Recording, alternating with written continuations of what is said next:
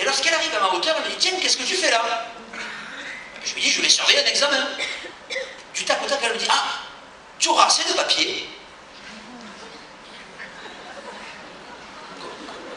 Comment vous dire? Je suis déjà un vieux prof, moi, ça fait 31 ans que j'enseigne. Vous imaginez bien, vous êtes bien assis, que des examens, j'en ai fait des centaines et des centaines de fois. Eh bien, je ne m'étais jamais, vous entendez, jamais posé la question avant un examen de savoir si j'allais manquer de papier d'examen. Jamais. Mais au moment où elle me dit ça, je me dis, tiens, c'est pas con comme question.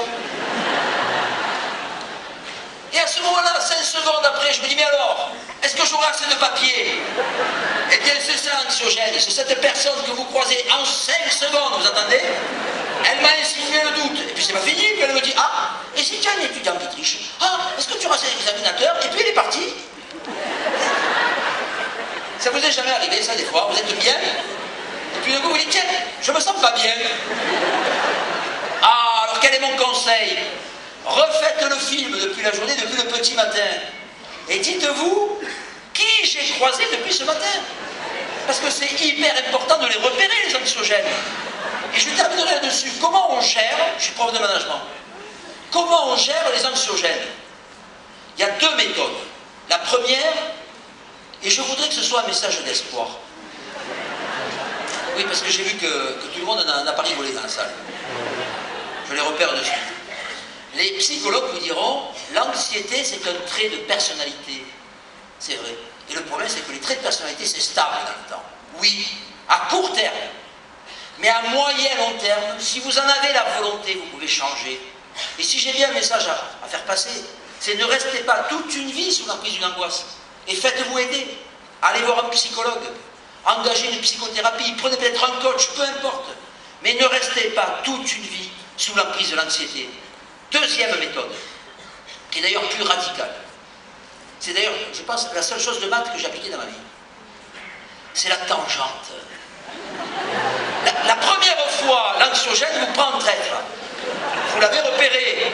Mais la deuxième fois, quand vous le voyez arriver de loin, eh bien vous faites en sorte que sa trajectoire ne croise jamais la vôtre. Vous prenez la tangente.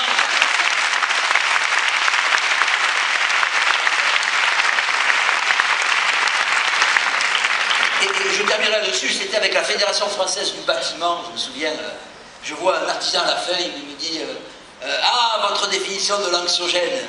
J'ai dit, vous avez reconnu un collaborateur? Il me dit, non, ma femme. Ouais, j'avais l'air malin. Alors, vous savez, la lutte contre les troubles musculo-squelettiques, on va rapidement passer là-dessus, c'est tous les troubles, les tendons, les gestes répétitifs, etc.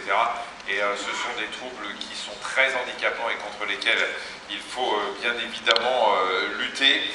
Et on va maintenant... Ah, je vois que Olivier m'appelle de SVP 1111. Olivier, je me rapproche de l'enceinte. Vous me recevez, Michel, vous m'entendez? Je vous entends, je ne vous vois pas, mais je vous entends, Olivier. Une petite publicité de Caroline qui nous dit, pour poster votre bonheur au travail, rejoignez les Bad Mondays, les rendez-vous du bonheur au travail à Bordeaux. Ah. Et puis Céline. Les Black Mondays. Les Bad Mondays. Comment vous m'écrivez ça? B-A-D Mondays. Ah, BAT. Tout à fait. Et Céline vous demande, selon vous, quelle place peuvent occuper les praticiens du bien-être, tels les sophrologues, dans l'entreprise? Ah, eh bien on va en parler. Alors tout de suite, qui peut répondre à ça? La sophrologie est une des thérapies qui peut aider à se déstresser, à mieux dormir.